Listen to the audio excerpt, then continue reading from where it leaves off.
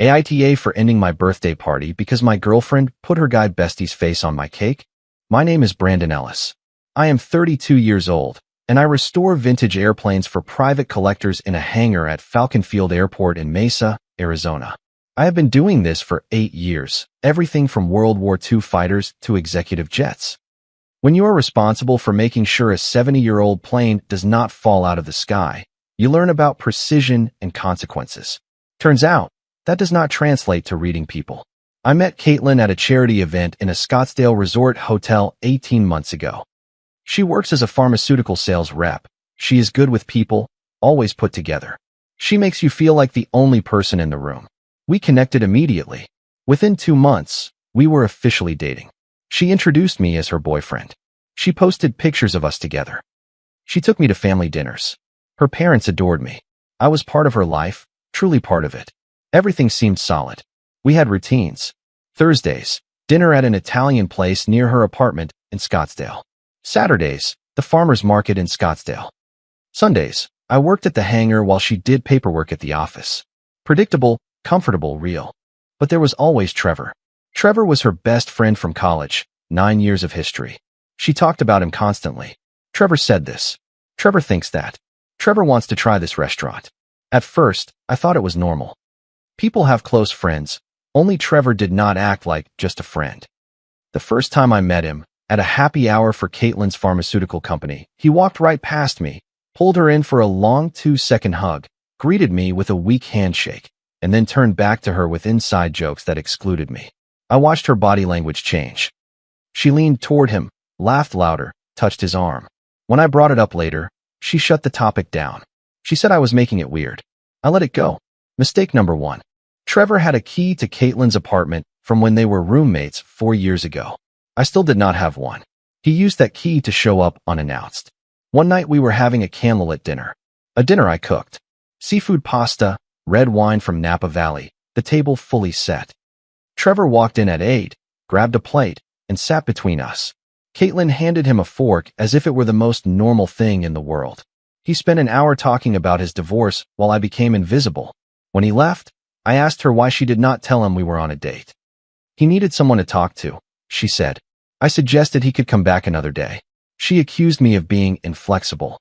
That became a pattern. He would show up on our movie nights. He would text her at 2 in the morning while we were in bed. He called me Brand, even though I corrected him 3 times. Thursday nights became his permanent spot at her apartment. I stopped going. Caitlin said I was being petty. The real boundary test came 4 months later. A group dinner at a restaurant in Old Town Scottsdale. 8 people, all couples. Caitlin and I arrived early. I grabbed a spot at the communal table. I went to the restroom. I came back and found Trevor sitting in my seat, the seat next to Caitlin. My jacket was still on the back of the chair. He had moved it to the end of the table. He had his arms stretched out behind Caitlin's chair, leaning in close, whispering something that made her laugh. That genuine laugh, not the polite one. I stood there for 10 seconds waiting to see what she would do. Nothing. She saw me there, made eye contact. Then she turned back to Trevor and continued the conversation. I walked to the end of the table, grabbed my jacket, pulled a chair from another table, and sat next to a guy from Caitlin's work I had seen once. Trevor watched me do all this, made deliberate eye contact, and smiled sarcastically throughout the dinner. He monopolized Caitlin's attention, ordered appetizers for the table without consulting anyone. He told stories where he and Caitlin were the main characters with inside jokes that excluded everyone else. At one point, he shared food from his own fork with her. She laughed and let him. I stayed at the end of the table making small talk with strangers while my girlfriend let another man act like her partner. On the way home, I told her, "Get your friend in line." "What do you mean?" "He took my seat. You saw me standing there. You let him stay for 2 hours. It is just a seat." "Brandon, are you being insecure?" "I am not insecure. I am watching you let another man sit in my place, put his arm on your chair, and share food with you while I chat with strangers." She stayed quiet for a minute. Then she took my hand. She apologized. She said Trevor did not read social cues well, that he was needy because of the divorce. She promised she would talk to him. I believed her. I let it go, but I started noticing the private conversations. Once her phone lit up while she was in the bathroom. A message from Trevor. "Do not worry about him. He will get over it. Another time I overheard a piece of her phone call. I know. He is just sensitive about boundaries. You did nothing wrong. She was playing both sides. She was telling me she would fix things, and then telling him I was overreacting. 6 months into the relationship. A friend's wedding. Trevor made a toast to Caitlin about how she was there for him at his lowest point, how she was the most loyal person she knew, how any man would be lucky to have her. Everyone clapped. I stood there, feeling like the backup dancer in my own girlfriend's show. A week after the restaurant scene, Caitlin showed up at my hangar unannounced. Weird. She did not like the hangar. She said it smelled like oil and old metal. She said she had thought about what I told her regarding Trevor. She wanted to show me that I mattered to her. She pulled a key out of her pocket, her apartment key. I took it. It felt significant. She explained that Trevor had his for years, but me having one meant something different. Trust, that she was choosing me. I should have asked her to take Trevor's key away. I should have made that the condition. But I did not want to force things. I did not want another accusation of being controlling. The months went on. Trevor showed up at Caitlin's family cookout, acting like he was personally invited. Her dad greeted him like a son. Her mom asked for his opinion before mine. Her sister made a comment about how weird it must be to have a boyfriend when your best friend is practically already your husband. Caitlin laughed. It was not funny. The worst part came on a trip to Sedona. Caitlin booked a cabin for a romantic weekend. Just the two of us. I arrived and Trevor's SUV was parked outside. Inside were Trevor, Caitlin's sister, and her boyfriend. I decided it would be more fun with more people, Caitlin said. Trevor took the master bedroom without asking. Caitlin insisted we stay in the small room because Trevor needed space. The second night, I woke up at 2 in the morning. Caitlin was not in bed. I found them on the terrace. She was sitting on the arm of his chair, her head on his shoulder, her hand on his chest. They pulled apart quickly when I opened the door, as if I had caught them doing something wrong. We were just talking. He could not sleep and needed you at 2 in the morning. He is my best friend. I am not going to ignore him when he needs support. I stood in that doorway looking at them and felt something very clear. It was not their position that hurt me the most. It was the normalcy with which she did it, as if sharing intimate physical space with another man at 2 in the morning was a natural extension of friendship, and I was the weird one for questioning it. I went to bed. I lay there staring at the ceiling of that cabin I should have shared only with her, listening to the night sounds of the desert and the distant murmur of their voices on the terrace. I did not sleep the rest of the night. At 5 in the morning, when the sky was just starting to lighten, I got up, made coffee in the kitchenette, and sat outside alone, looking at the red rocks. Trevor was asleep in the master bedroom. Caitlin appeared at 7, found me sitting with the cold mug in my hands, and said, "Are you still on about that?" She accused me of being jealous and controlling. She said that was exactly the toxic behavior she worried about. She told me if I could not handle her having male friends, maybe I needed therapy. She always used therapy words as weapons. Every time I brought up a legitimate concern, she pulled out the manual. Controlling, insecure, toxic, jealous. Real couples trust each other, she would say. And if I replied that I trusted her, but not him, she told me that was the same as not trusting. A perfect loop designed so that any objection of mine automatically made me the villain. The worst part is that it worked. She made me doubt myself. I started to think that maybe I was overreacting, that maybe I was too sensitive, that maybe I was the problem and not the guy who had his hand on my girlfriend's chest at 2 in the morning. But it was not me, and deep down I knew it. By the 10th month, the situation with Trevor reached a level I could no longer ignore. We were at a bar in Old Town Scottsdale with a group of friends. Caitlin and I had been there for an hour when Trevor showed up. He made his loud entrance. Hugs for everyone, buying shots, being the center of attention. When we sat down to eat, he maneuvered to be next to Caitlin. Me on one side, him on the other. During dinner, he would lean over her to talk to me, invading her physical space. He ordered appetizers without consulting. He snatched the menu from my hand, reaching right over Caitlin. He mentioned the last time they came to this restaurant without me. When the main course arrived, he started eating from Caitlin's plate. He simply reached over with his fork and served himself pieces of her food. She laughed. She did not stop him. After dinner, we went to the bar. I went to get drinks. When I came back, Trevor had his arm around Caitlin's waist. Not on her shoulder, on her waist, his hand right above her hip. She was leaning slightly toward him, laughing at something. I put the drinks on the table, looked right at him. Move your hand. His smile vanished. He looked at Caitlin, expecting her to defend him. Brandon, what is your problem? Move your hand. He took a step back with his hands up. Feigned surrender. He muttered something about me being territorial. He grabbed his drink and walked to the other side of the bar, shaking his head. Caitlin pulled me into the hallway. She said I had embarrassed her in front of everyone. I pointed out he had his hand on her waist. So what? Friends touch, right? Not like that when you have a boyfriend standing right next to you. She accused me of being a caveman. She said I was making a scene, humiliating her, that she was regretting introducing me to her people. That hurt differently. She grabbed her phone and started typing. She was apologizing to him for my behavior. I finished my drink and left. I texted her from the car. I went home. She did not reply for 3 hours. When she finally answered, "You really ruined the night. I spent the whole time explaining your behavior to people, not asking if I was okay, not acknowledging why I left, just angry because I made her look bad." I set a clear boundary. Trevor needed to respect our relationship or he could not be around as much. She agreed, said she understood. For 2 weeks things improved. Then, gradually, slowly, he seeped back in like moisture in a wall. You do not see it until it is too late. My birthday was coming up in November. I mentioned I wanted something low-key, dinner with close friends, maybe the aviation exhibit at the museum. Caitlin got excited. "I want to throw you a real party," she insisted. She said she would take care of everything. Something felt off about her enthusiasm. She was not excited for me. She was excited about the party itself. I mentioned Trevor should not be involved. She agreed immediately, too immediately. The week before my birthday was strange. She lived on her phone coordinating something she would not let me see. It is a surprise. Stop trying to ruin it. But nothing suggested she was planning something for me. She seemed stressed, irritated when I asked basic questions.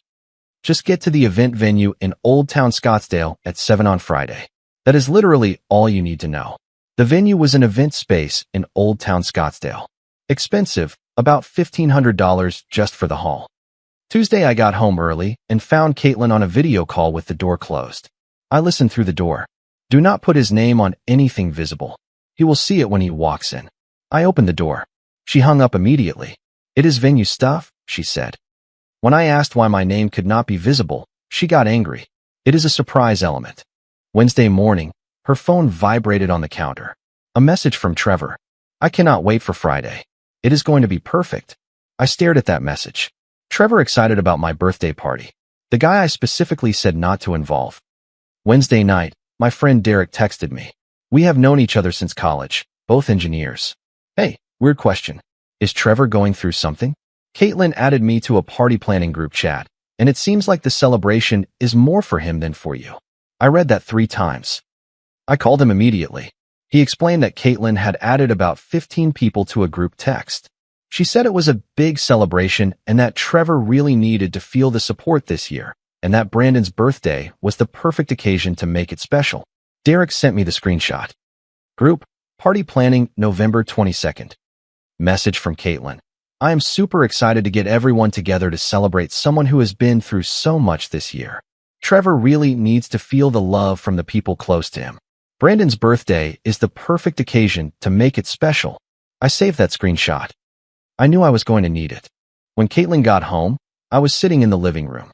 Trevor is going to that party. Her face changed. Guilt for a second, then defiance. "Why are you obsessed with Trevor? It is your night." That is not an answer. He might drop by for a bit. I cannot control who shows up.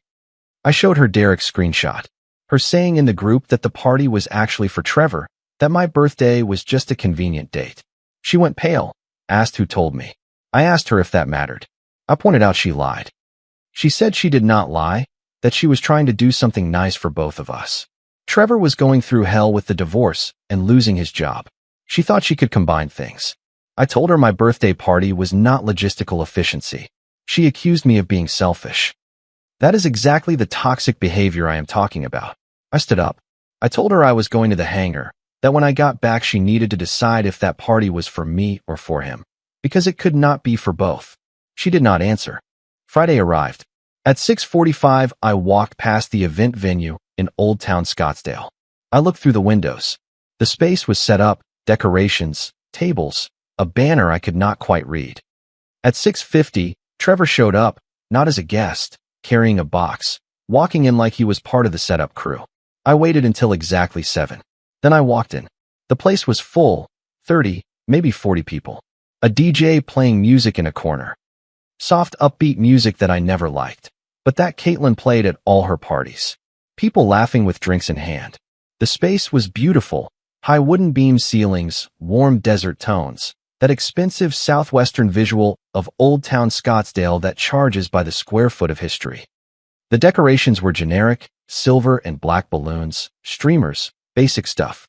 Nothing personal, nothing that said this was thought out for Brandon, not a single aviation reference, not a picture of a plane, not a single detail suggesting whoever planned this knew the birthday boy. But there were photos everywhere of Caitlin and Trevor, framed in gold frames scattered across the cocktail tables. An entire wall near the bar was a sort of visual altar, 20 photos showing them over the years. Vacations in Hawaii, where I never went with her. A wedding in Napa, where they were clearly each other's plus ones. Concerts, festivals, past birthday parties. In every photo they looked like a couple, arms around each other, heads touching, smiling with that complicity you cannot fake. One of the frames had a picture of the two of them on what looked like a beach in Hawaii. Trevor shirtless, Caitlin in a bikini. She was leaning on his chest. I felt something cold run down my spine. That photo was less than a year old. We were together when it was taken. I was not on that trip. She told me she went with her gym friends. The banner over the main table read, "Celebrating New Beginnings." Not "Happy Birthday, Brandon." Just "New Beginnings." Near the entrance was a memory board with cards. "So proud of how far you have come. You deserve this fresh start. Cannot wait to see what is next for you." None mentioned my name. None referenced a birthday. Caitlin saw me. She came running over with a huge smile. "You made it. What do you think? Interesting decorations." Her smile wavered. "What do you mean interesting? Where's my name? It is implied. Everyone knows it is your birthday." I looked around. I did not know half of these people. Pharmaceutical colleagues, people from her gym, distant cousins. From the decorations and the signs, they would have no idea who the birthday boy was. Trevor appeared at her side, drink in hand, comfortable. He was wearing a blazer I had never seen before. Fresh haircut. The kind of effort you make when you are the guest of honor. "Bran, happy birthday, bro." He came toward me for a hug. I did not move. At 7:30, the DJ turned the music down. Caitlin grabbed the microphone. "Hello, everyone. Thank you so much for coming tonight." She was looking at Trevor when she said it. "This year has been very hard for some of us, but it has also been about growth and realizing what truly matters. So tonight we are celebrating someone who has been through a lot and came out stronger." I was standing in a corner watching. She had not said my name yet. "This person has taught me what true friendship is, loyalty, what it means to show up when things get tough." Trevor had tears in his eyes. People were nodding, some wiping their eyes. "So, before we cut the cake, I just want to say, Trevor, I am so proud of you." The room erupted in applause. "Trevor, my birthday party." She was talking about Trevor. He walked over, hugged her long and tight. People cheered. Someone started chanting his name. He grabbed the microphone. "Thanks, Kate. You do not know what this means. This year was horrible. The divorce, losing his job, but you were there every day. You are the only person I can count on." More applause. They held hands. Trevor signaled toward the kitchen. "Bring it out." Someone brought out the big, white, elaborately decorated cake. When they got it close enough to read the inscription, "Congratulations, Trevor. New beginnings." Not my name, his name. On my cake, at my party, paid for with my card. Derek was next to me. He saw it at the same time I did. "Dude, what the hell is this?" People started noticing. Confused looks. Someone said, "Wait, is it not Brandon's birthday?" Caitlin's face went white. She looked at the cake, then at me, then at the cake again. Trevor kept smiling, oblivious, soaking up the attention. I walked over to the DJ. I found the power strip and unplugged everything. The music died. The room went silent. Everyone looked at me. I walked to the center of the room. I stood next to the cake with Trevor's name on it. For anyone confused, today is my birthday, November 22nd. I am turning 32. People turned to look at Caitlin. Shocked expressions. At some point during the planning, this party stopped being about me. His name on the cake, his speech, his moment. I looked at Caitlin. You used my birthday as an excuse. Brandon, let me explain. No, stop. I pulled out my phone and held up the screenshot of the group text. This is from the planning group. You told the guests this party was actually for Trevor, that my birthday was just a convenient date. Absolute silence. 40 people staring at her. Enjoy the party. Eat the cake with Trevor's name on it. Celebrate whatever you want to celebrate. I looked at Caitlin. We are done. Please, not here. Especially here. You disrespected me in public. You do not get to fix it in private. I pulled my keys out of my pocket, took her apartment key off, and put it on the table next to the cake. Do not contact me. I walked out. Derek followed me immediately. A few other friends did too. Outside, someone was filming. I drove straight to Caitlin's apartment. I still had my emergency copy of the key. This was my final emergency. I spent an hour gathering my things. Clothes, toiletries, the set of Japanese knives I bought in Tokyo, my aviation books.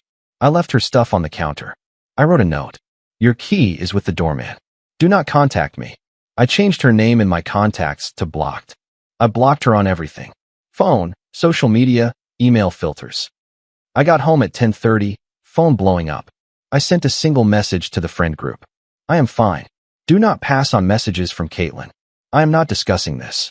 I poured myself some good bourbon, a premium one from Kentucky I was saving for a special occasion. This was special, just not the kind I imagined. I sat on my couch in silence. No Caitlin, no Trevor, no managing anyone else's feelings. For the first time in 18 months, I was not measuring my words. I was not calculating if what I felt was valid or if I was going to be accused of being toxic for feeling it.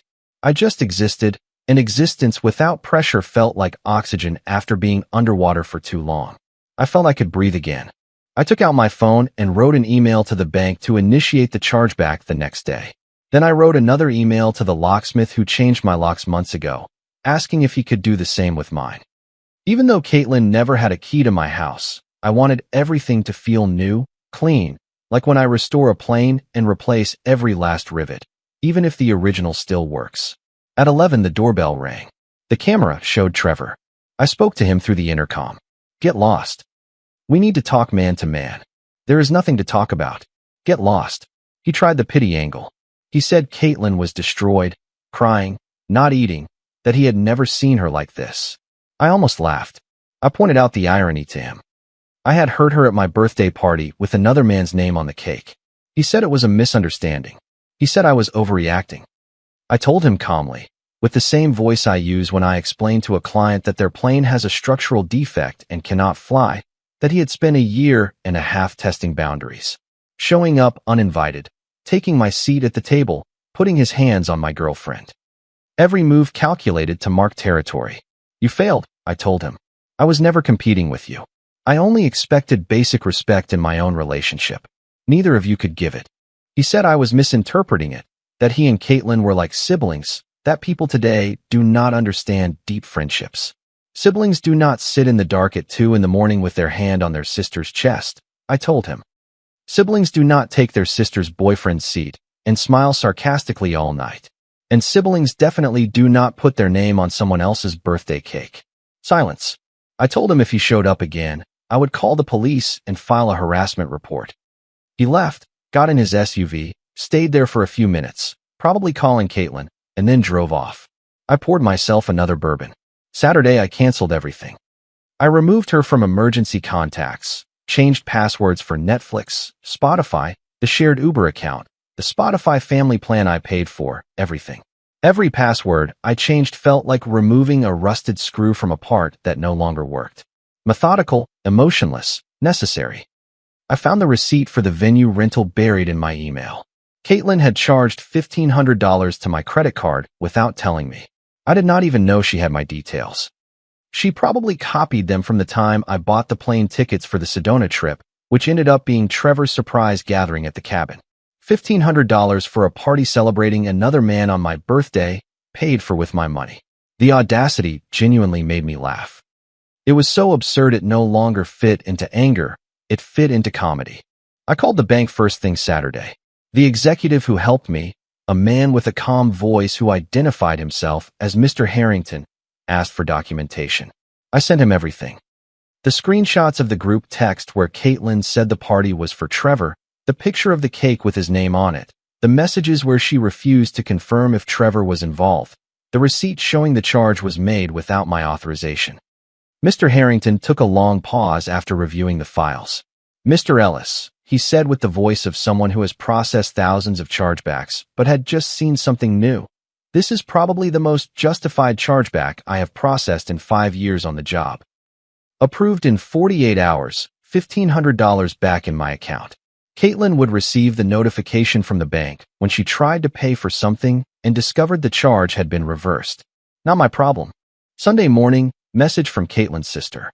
You really humiliated her in front of everyone. Her career was in that room. I replied once. She could have not thrown a party for another man on my birthday. Block me or do not. But I am done explaining myself. Sunday afternoon, the screenshots started circulating. Someone filmed the cake reveal. My speech, my exit. They uploaded it to TikTok with the caption, "When you find out your birthday party is not really for you." It went moderately viral in a few hours, thousands of shares. The comment section was ruthless, people criticizing the cake, Trevor's photos all over the hall, Caitlin's speech that never mentioned my name. But I did not post it, I did not share it, I did not comment. I simply let the truth speak for itself because I learned something working in aviation. When a plane has a structural defect, you do not need to point it out with a sign, you just need to let it fly. The defect reveals itself. It always reveals itself. The weeks that followed were the public collapse of both of them. Caitlin's pharmaceutical company had its year-end event. She took Trevor as her +1. Someone recognized him from the leaked party video. Within 30 minutes, people were whispering. Her boss pulled her aside and suggested she bring more appropriate guests to company events. Trevor got stubborn at the bar, made a joke about being the real man in Caitlin's life. Security threw him out. Human Resources called her in on Monday to talk about professional boundaries. The mutual friend group went cold on both of them. Plans were made in group chats that did not include them. Derek told me Caitlin tried to host a Christmas party. 20 invitations, 3 people showed up.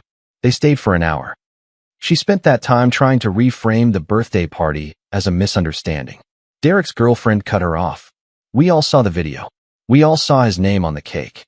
In December, Caitlin sent messages to mutual friends asking them to pass notes to me. Everyone told her to respect the no contact. She tried calling from different numbers. 3 in a single night. All from prepaid phones she probably bought at a convenience store. I blocked them all. She sent a letter to my hangar. 3 handwritten pages with that cursive handwriting that I used to find elegant and now felt like a contract someone wanted me to sign without reading the fine print. My assistant, Eddie, grabbed it before I saw it. Do you want it? Shred it. Eddie put it in the hangar's paper shredder, the industrial one, the one we use for confidential aviation documents. And the sound of that letter turning into confetti was more satisfying than any answer I could have given her. January, Caitlin's sister got engaged. She invited me to the engagement party via text with a message that tried to be casual, but was clearly carefully drafted so I would not feel pressured. I asked if Caitlin and Trevor would be there. When she said yes, I politely declined. I sent a gift, a set of cut crystal glasses I bought at an antique shop downtown wrapped with a card that said, "Congratulations, wishing you all the best, Brandon." I found out later that Caitlin spent the party crying in the venue's bathroom, while Trevor got drunk on cheap whiskey and flirted with one of the bridesmaids, a 22-year-old girl who recorded him on her phone while he told her she was the most beautiful woman at the party. The video circulated among the cousins that same night. The family was mortified. Caitlin's mom called Trevor a shameless jerk in front of everyone. He left, slamming the door. Caitlin followed him 5 minutes later. In February, I ran into Caitlin's mom at a coffee shop. "Brandon, so good to see you." "Likewise, ma'am. I want you to know we did not know what she was planning. If we had known, we would have stopped it. I appreciate that. She is not doing well. Trevor is not a good influence. Now she is stuck with him, and everyone else pulled away. It was her decision. I know. I just wanted you to know we are very sorry. You deserved better." March was when everything publicly fell apart. Caitlin and Trevor fought badly at a wedding in Sedona. Something about Trevor flirting and Caitlin accusing him of abandoning her when she needed support. Security kicked them both out. The bride was furious. Derek sent me the video. Caitlin yelling at Trevor in the parking lot while he laughed. You threw away a good man for this, someone said off camera. She had no answer. Caitlin and Trevor made their relationship official in April. Everyone had the same reaction. So it was what we thought. They lasted 6 weeks, ended dramatically. Trevor posted that Caitlin was too needy and did not respect boundaries. Neither of them saw the irony. By April, I had already moved on. I met someone at an event at the Aviation Museum near the airport. Emily Sutton, curator of the Arizona Aviation Exhibits. Smart, direct, resolute, 30 years old, short hair, thick-rimmed glasses. The kind of woman who looks you in the eyes when she speaks and does not pull out her phone while you are telling her something. Our first date was at the museum cafeteria, surrounded by airplane models and black and white photos of pilots from the 1940s. She told me about an exhibit she was setting up on American military aviation in World War II, and I told her about the P-47 Thunderbolt I was restoring in my hangar. Her eyes lit up, not out of politeness, but genuine interest. She asked me to take her to the hangar to see it. No one had ever asked me that before. Caitlin never even stepped foot in the hangar. 3 dates in, and she asked me where I saw things going. I like you. I would like to keep seeing you exclusively, if you are interested. I am interested. Just like that. No games, no competing with a best friend, no measuring if my discomfort was valid or toxic. Just 2 adults who like each other and say it clearly.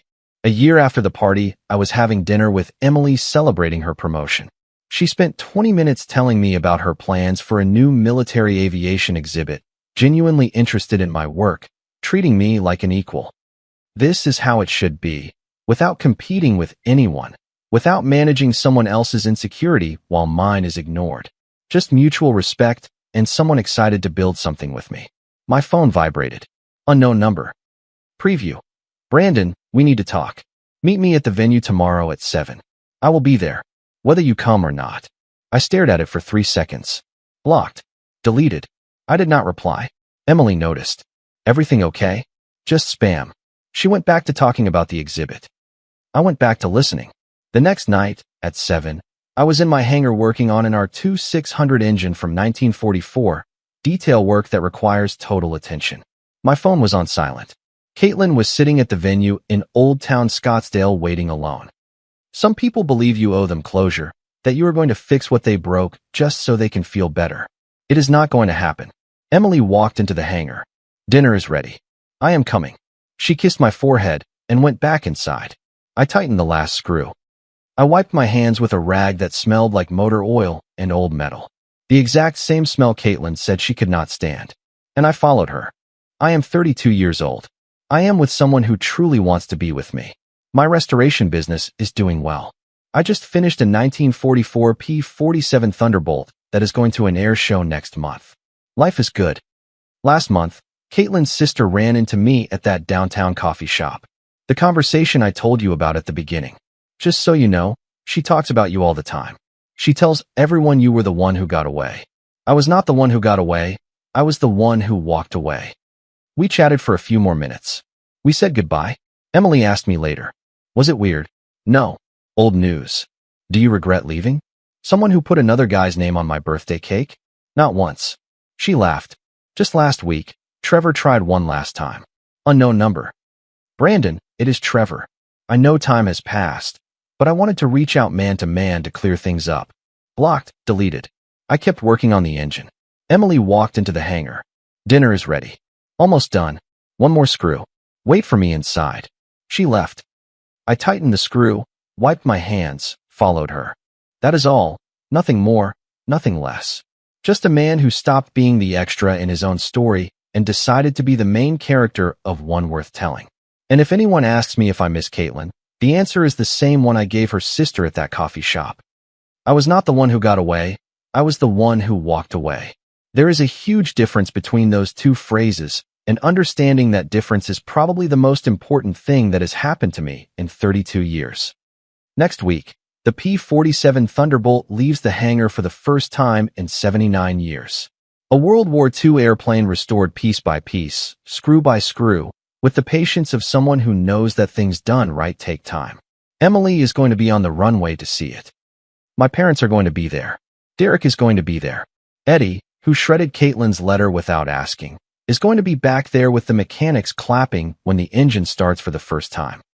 And when that plane takes off, when those aluminum wings that I polished with my own hands cut through the Arizona air, I am going to feel the exact same thing I felt the night I turned off the music at that party. That precision matters, that consequences are real, and that a man who knows exactly what he is worth does not need anyone else to confirm it.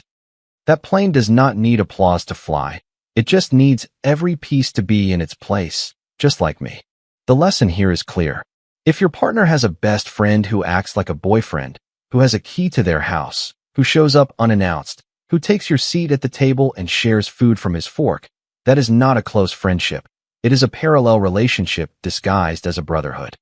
And if every time you set a boundary you are accused of being insecure or toxic, that is the moment to leave, not to argue, to leave, because no one who respects you needs you to stop respecting yourself to make the relationship work.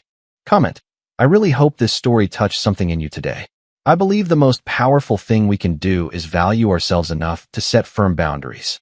It's not about being selfish. It's about respecting your own heart and peace of mind.